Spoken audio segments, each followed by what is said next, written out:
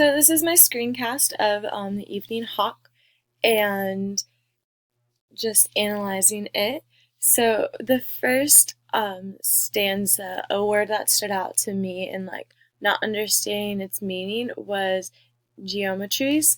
And after looking it up, I found out that it means a simple or rectangular or curved form. So when it's describing like the trees and the orchards, that it's like describing this kind of view that you would get if you were up in a plane.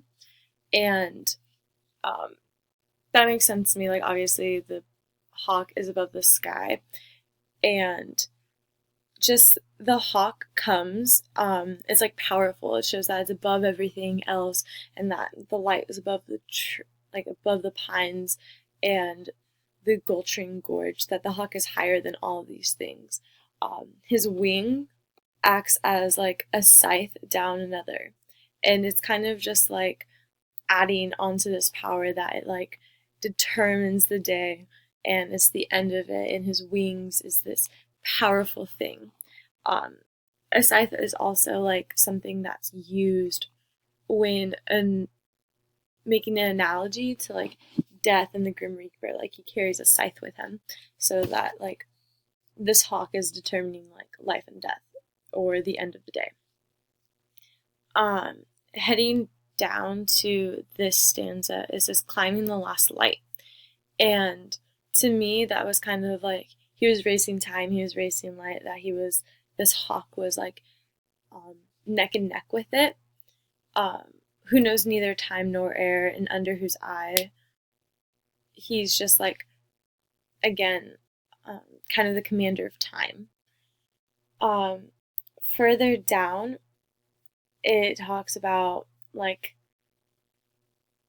it compares him to history and how he's a figure and he's mystical, unknown. His wisdom is ancient too and immense. The stars steady like Pluto over the mountain. He is like compared to as this ancient, kind of historical figure almost, and like he's immense, like he's huge. He's like unknown by so many. And a lot of people would use that analogy when comparing to like a god figure almost. And this could be compared back to like Egyptians and their hieroglyphics, as it states up here, and just how the hawk was a symbol, and some of their like god-like creatures had hawk features. And then finally at the end it says, if there were no wind, we think, hear the earth grind on its axis, or history drip in the darkness like a leaking pipe in the cellar. And this part where it's talking about history kind of being this drip in the darkness, it kind of like made me feel like history isn't a part of our past, but more a part of our present and our future. And something that like forms like what society is going to be like.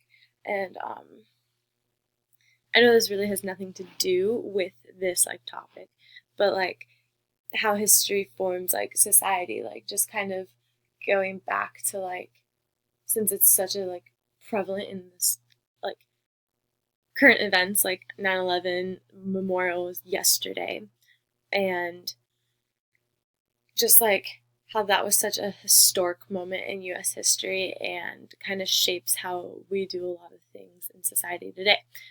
It's kind of comparing the hawk and the eveningness and how it dictates time and the day, and how history, like the historical like ideology of the hawk isn't in the past, but like it's brought to this day. And so like my overall like central idea of this poem is just that like the hawk is this huge and powerful and mighty creature that is so prevalent in history and such a figure that it lends itself a lot to being prevalent in society in certain cultures, and it's just this figure of like power.